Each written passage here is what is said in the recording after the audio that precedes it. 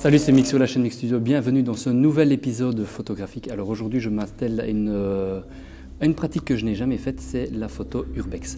Alors on est ici au Fort de la Chartreuse à Liège en Belgique et voilà, je vais m'essayer à cette technique. Je sais déjà dans quelle direction je vais aller au niveau traitement photo, au niveau de mes prises de vue, etc. Donc c'est déjà un point que j'ai travaillé en amont avant de venir ici. Et je trouve l'endroit assez sympa, donc je tourne l'intro après avoir fait le tour du propriétaire, entre guillemets. Donc ouais, c'est vraiment une belle découverte. Comme je l'ai dit, j'ai jamais pratiqué l'urbex et ça donne beaucoup d'idées photographiques, d'une part. Et voilà, ça permet de faire autre chose que des balades nature. Et le lieu, oui, il est ce qu'il est, il est bien délabré. Tagué de partout, il y a énormément de déchets qui traînent, etc. Il est beaucoup visité. Il y a beaucoup de familles qui viennent s'y aventurer, mais évidemment, c'est à nos risques et périls. J'aurais pu présenter dans cet épisode énormément de photos, mais voilà, je ne vais pas faire un épisode d'une heure ou d'une heure et demie. Je me suis limité à 2-3 clichés que j'ai pris, mais ça vaudrait vraiment la peine que je revienne uniquement pour faire de la photo et voir un petit peu ce que je peux retirer de ce lieu. Il y a énormément de soleil aujourd'hui, donc les photos d'extérieur, j'ai oublié, je ne vais faire que des photos en intérieur. Donc on va être dans des endroits assez sombres, avec des gros contrastes de lumière entre les parties éclairées et les parties sombres. Donc je vais vous expliquer un petit peu tous mes réglages que je vais utiliser pour essayer d'obtenir la meilleure photo possible.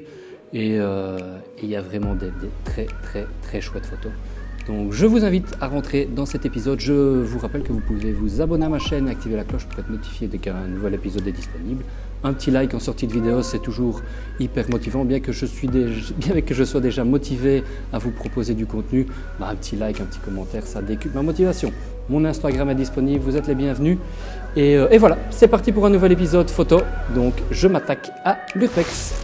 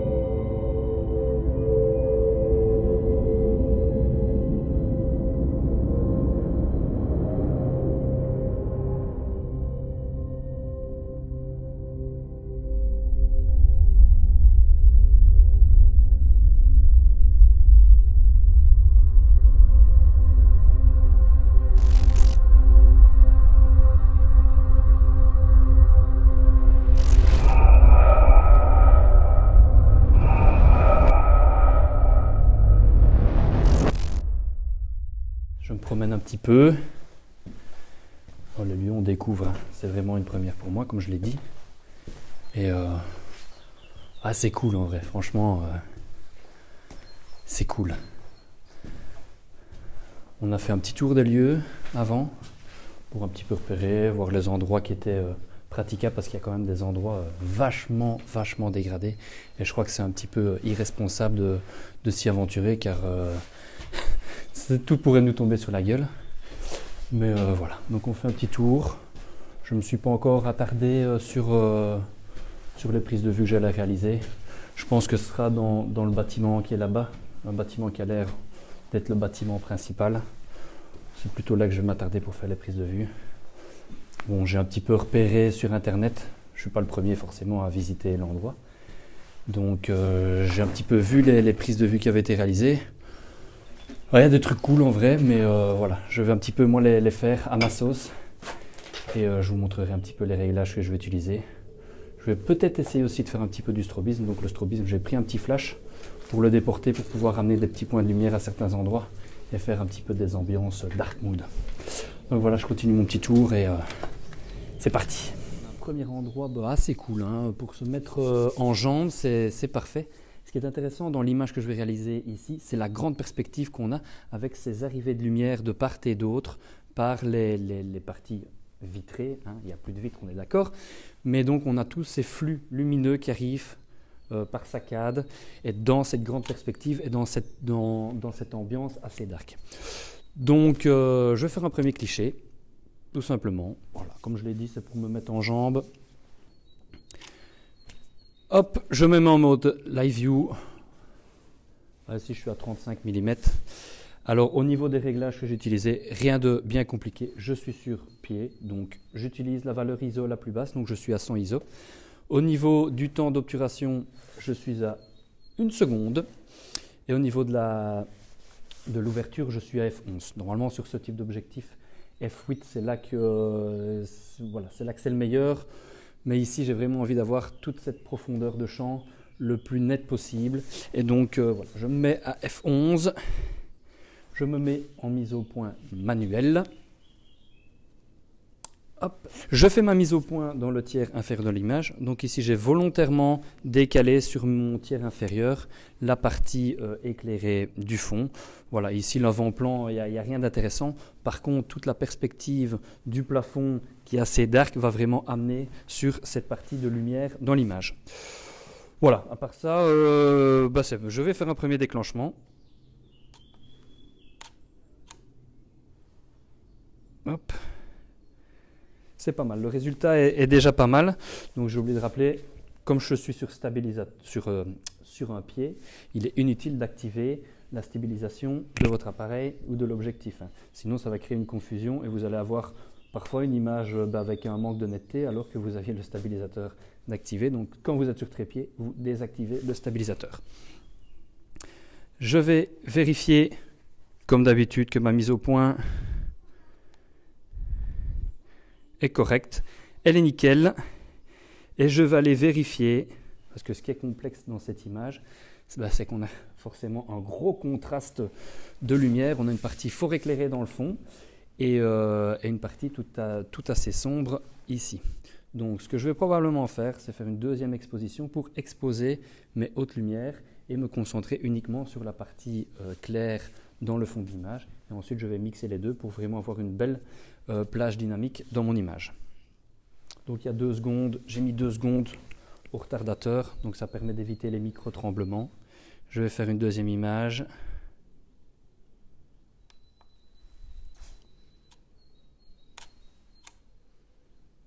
OK. Et maintenant ce que je vais tout simplement faire, c'est que je vais faire une exposition pour mes hautes lumières et une exposition pour mes basses lumières. J'aurai un espèce de bracketing pour avoir une grande plage dynamique et avoir vraiment beaucoup d'aisance au niveau de la post-production pour venir réintervenir sur ces basses lumières et sur ces hautes lumières sans avoir juste une simple image et devoir remonter fort les basses lumières et diminuer les hautes lumières. Parfois ça dégrade un petit peu l'image, donc c'est mieux de prendre 3 expositions, enfin 3 photos et d'ensuite les mixer. Donc je vais faire par incrément de 1 stop.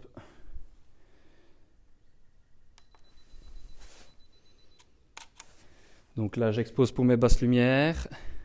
Ah, c'est cool, on a vraiment un rendu déjà assez dark mood.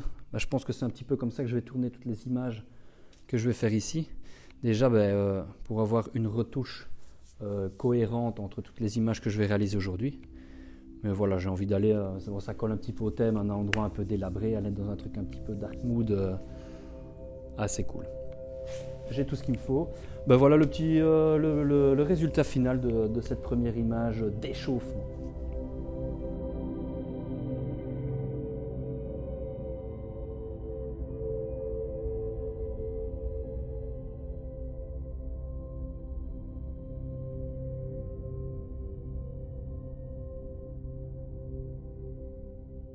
Voilà pour cette première image. Alors ici on est rentré dans un autre bâtiment qui est nettement plus intéressant que le premier.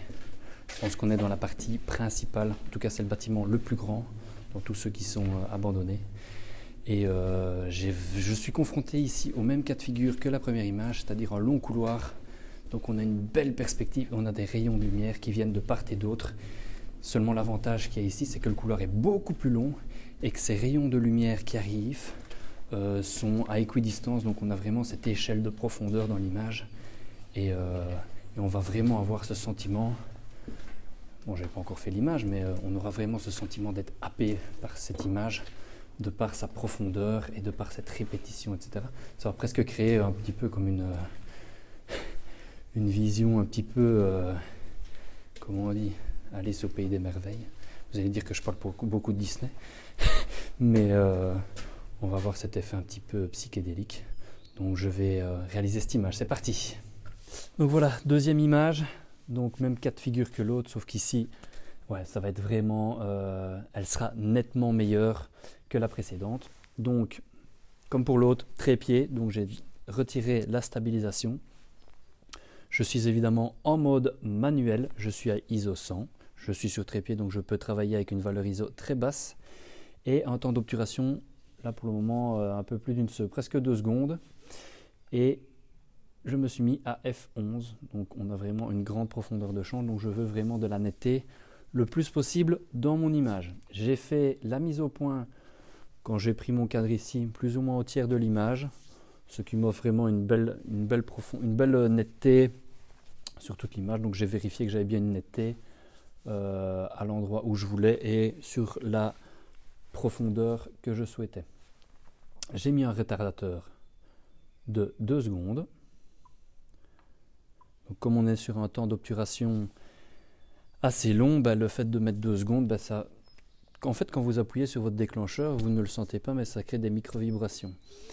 Et ces micro-vibrations vont se ressentir dans la photo. Donc c'est pour ça que parfois vous avez une petite imperfection, une netteté qui n'est pas optimale, et ça peut provenir de là. Donc mettez un retardateur de 2 secondes. Comme ça, le temps que vous pressiez sur le déclencheur et le temps que l'obturateur commence à s'ouvrir, ça donne un laps de temps pour éliminer ces petites vibrations. Bon, évidemment, si vous appuyez comme un malade sur le déclencheur, ça ne suffira pas. Mais bon, voilà, c'est des petites techniques qui permettent d'améliorer la netteté des images. Donc je travaille en mode live view. Le grand avantage, c'est que vous avez directement, en fonction des réglages que vous mettez sur votre appareil, un aperçu de ce que vous obtenez comme image. Donc ici, je vais faire peut-être 2 ou 3 images. Donc une image pour l'haute lumière, une image pour les basses lumières et une image intermédiaire. Et ça va me permettre en post-traitement, plutôt que d'avoir une image seule et unique et de devoir baisser l'haute lumière, remonter les basses lumières, et parfois ça dégrade un petit peu l'image ou ça apporte du bruit dans l'image, je vais faire 2 ou 3 expositions et ensuite tranquillement en post-traitement ramener du détail dans les hautes lumières, dans les basses lumières via les expositions adéquates. Donc voilà, retardateur de 2 secondes. J'ai opté pour un mode portrait et là volontairement le point de fuite de mon image va être centré dans mon cadre. Je vais conserver cette partie autour de l'arcade parce qu'il y a des graphes, etc. Ça amène un petit peu de texture et un petit peu une partie d'avant-plan. Comme ça, on a un peu un espèce de cadre dans le cadre. On a cette arcade qui donne un plan droit et puis hop, toute la perspective dans l'image. C'est parti. Premier déclenchement.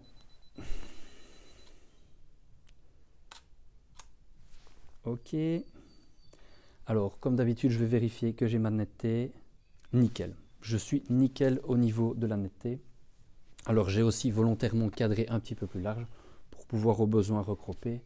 Je suis un peu tiraillé. J'ai envie de faire de la photo urbex. C'est la première fois. C'est la première fois que je m'y emploie. En temps normal, j'aurais vraiment supprimé cette arche et me concentrer sur la lumière. Mais bon, j'ai aussi envie de représenter un peu le lieu, son histoire, voir un petit peu les marques du passé. Donc, c'est pour ça que j'intègre des éléments de l'ensemble. Si je ne cadre que la partie du couloir, ça pourrait être n'importe quel lieu. Or ici, j'ai envie aussi de montrer dans quel lieu on se situe. C'est pour ça que je garde cette partie-là dans le cadre. je me rends compte que si je zoome, on a quelque chose d'extraordinaire juste encadrant dans le couloir. Donc je vous mettrai les deux images, non recadrées et recadrées, comme ça vous pourrez comparer. Tout simplement maintenant, je vais baisser mon exposition pour récupérer du détail dans l'autre lumière. C'est bon, c'est ok pour cette image. Ben, voilà le résultat, donc avec l'image non croppée et l'image recroppée.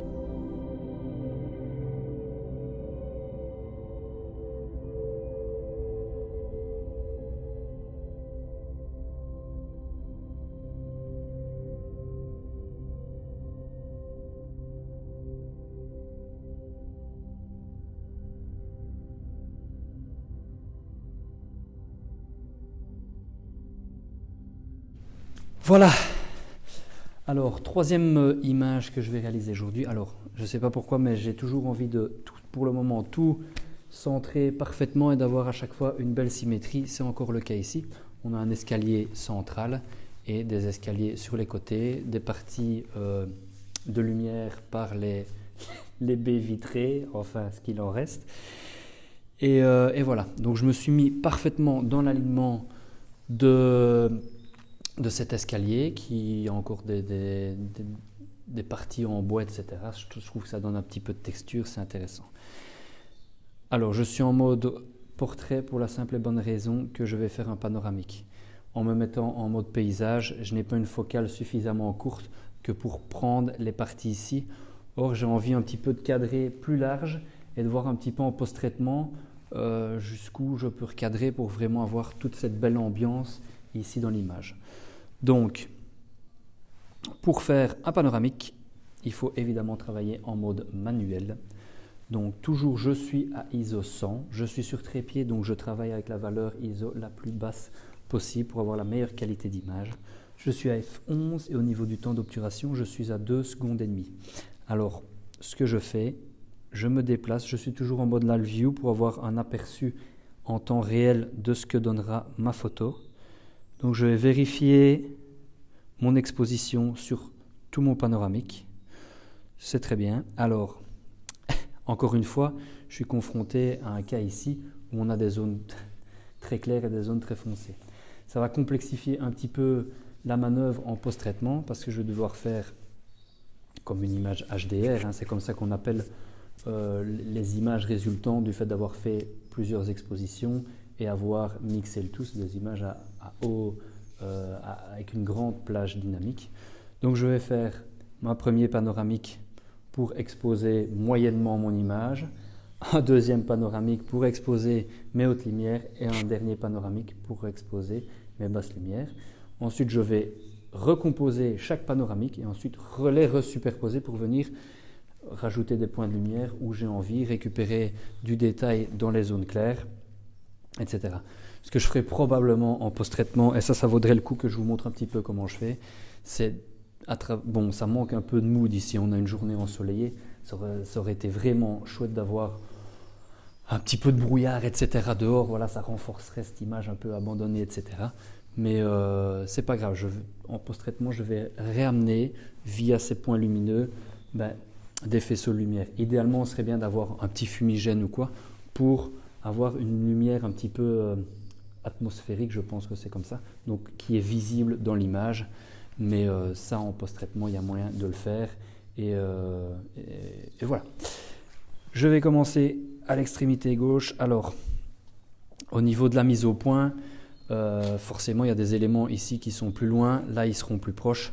Il faut essayer de composer, de se dire, voilà, je vais faire retire de l'image. Et c'est une histoire de compromis dans ce cas-là. Donc, j'ai fait ma mise au point. Ici, ma mise au point est sur l'escalier. Hop, je débraye ma mise au point. J'ai retiré la stabilisation, évidemment. Retardateur important de 2 secondes. Je vais commencer mon panoramique ici dans le coin. Et je vais le terminer là. Ok. C'est parti. Je suis à 18 mm. Hein. Donc ça aussi c'est un petit peu embêtant parce que ça déforme les droites. Mais voilà, avec les programmes de traitement actuels, quand vous faites un panoramique, superposez au moins d'un tiers vos images pour que le programme ait plus de facilité à pouvoir réaligner les éléments. Hein.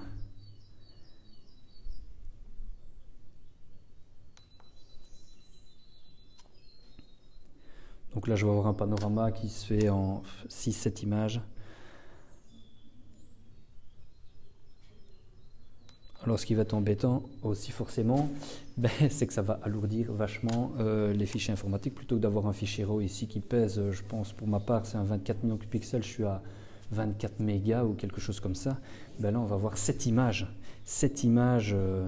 à recomposer. Donc voilà, ici j'ai mon exposition moyenne.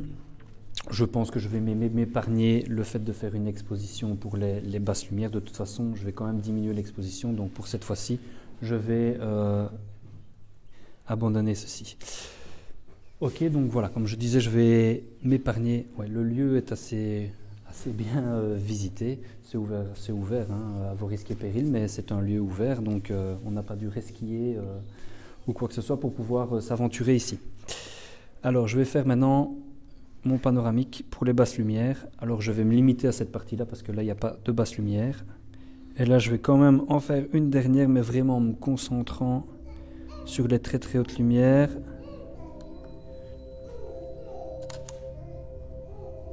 Ok, je pense que j'ai tous les clichés qu'il me faut, donc voilà le résultat de cette image.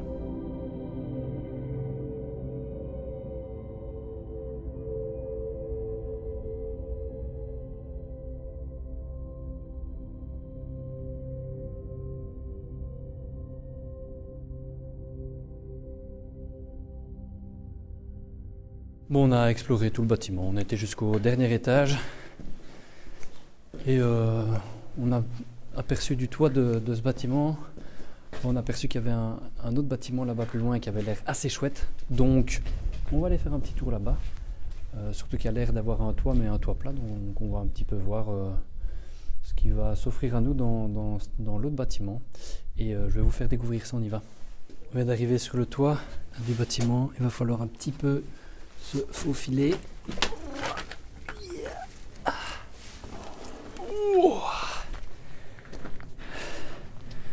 Ok, là nous y voilà tranquillou. Donc sur le toit, en effet, c'est bien un toit plat. Hein. C'est bien un toit plat. Voilà, ici on a une vue sur tout le domaine. Donc c'est le fort de la Chartreuse, côté de Liège en Belgique. Donc voilà, tout à l'heure on était dans le bâtiment juste là en face et c'est d'ailleurs de là qu'on a vu la plateforme qu'on cherchait depuis le début. Ouais, ici je ne vais pas faire des photos, en plus c'est le soleil de midi, il est au zénith, il n'y a rien d'intéressant. Il faut revenir dans des conditions un petit peu autres. Voilà, je trouve que c'est assez cool. C'est assez cool. Alors il y a des mecs qui sont en train de jouer au paintball. On les entend d'ailleurs, c'est comique. Donc voilà, on va encore faire un petit tour. J'ai encore envie de faire une photo. Je sais pas encore, comme je vous dis, voilà, je découvre un peu l'urbex. Cet endroit-ci, je ne le connais pas. Je ne le connais pas beaucoup, donc voilà, je fais un petit peu en fonction de ce que je trouve.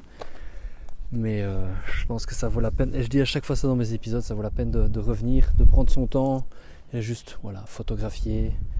Ça peut être très très intéressant. Donc voilà, on va continuer. J'ai encore même envie de faire une petite dernière photo, donc on va se la faire cette photo, c'est parti. Alors nous voilà dans un nouvel endroit, un endroit assez cool. Il est semi-ouvert, donc on a vraiment des belles rentrées de lumière et il y a vraiment une chouette atmosphère qui se dégage de ce lieu, pardon. Je vais pratiquer comme j'ai fait précédemment. Pour celle-ci, je n'ai pas une focale suffisamment courte, donc je vais faire un panorama parce que j'ai vraiment envie d'avoir les parties taguées sur le côté et aussi d'avoir un petit peu les fenêtres avec les lierres qui tombent de ces fenêtres. Au niveau des réglages, je ne vais pas non plus tout le temps les repasser en revue. Vous savez que je vais travailler avec la valeur ISO la plus basse, d'autant que je suis sur trépied, donc je peux travailler avec des longs temps de pause, ça ne me pose aucun souci. Au niveau de mon ouverture, je suis à f11. Et voilà, je me mets en mode live view. J'ai désactivé le stabilisateur. Ma mise au point, elle est faite dans le tiers de l'image, enfin dans le tiers inférieur de l'image. Et voilà, pour le moment je suis à 1/20 de seconde. Volontairement quand même exposé plus pour les hautes lumières parce que c'est vraiment la lumière ici qui m'intéresse, qui est des parties un peu plus ombragées. Ce n'est pas grave, ça masquera un petit peu justement, il y a quand même assez bien de débris, des canettes, etc. Une petite chose que je vais faire, il y a des points lumineux ici donc qui arrivent, il y a de la poussière, donc je vais aller un petit peu à gauche, à droite, remuer cette poussière pour donner voilà, tout un côté un petit peu atmosphérique. Alors je ne retourne plus sur le terme exactement pour qualifier cette lumière qui est visible, mais enfin bref, vous avez compris l'idée, hein. Donc je suis, voilà, retardateur de 2 secondes. Je vais vite aller activer un petit peu la poussière.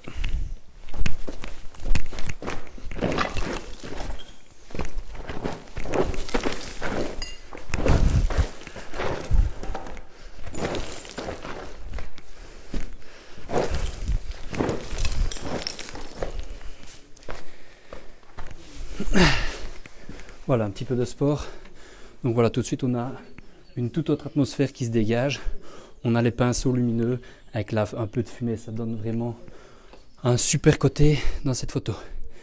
Donc voilà, hop, et voilà, je fais mon petit panoramique.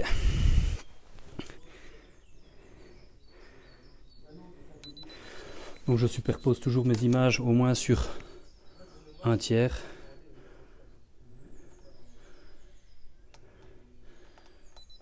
Hop. Voilà, vraiment d'avoir ajouté toute cette petite particule en suspension. Ah, ça apporte vraiment un super chouette côté à la photo.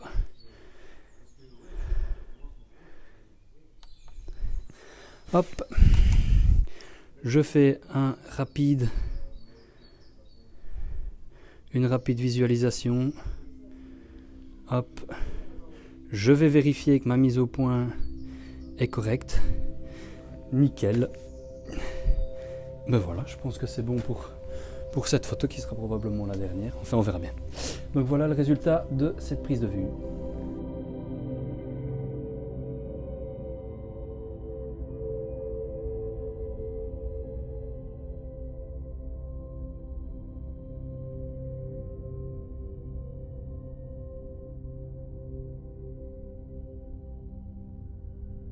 Alors voilà, c'est ici que se termine ce nouvel épisode.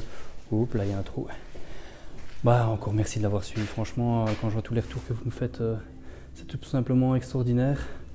Donc voilà, les choses habituelles, je vous rappelle que vous pouvez vous abonner à ma chaîne, activer la cloche pour être notifié, blablabla. Bla bla bla. Je vous laisse un petit lien pour me rejoindre sur Instagram. Voilà, je partage du contenu que je fais pas forcément tuto, donc vous êtes les bienvenus pour échanger avec moi.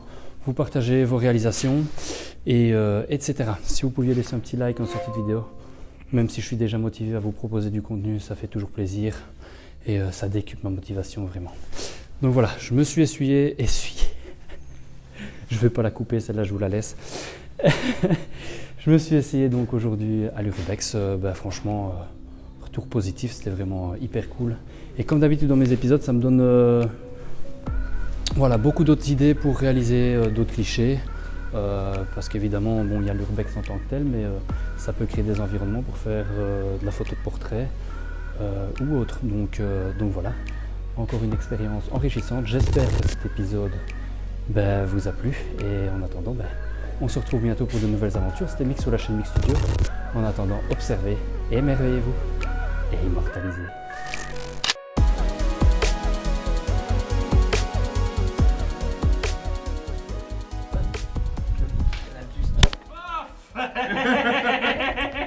Eh oh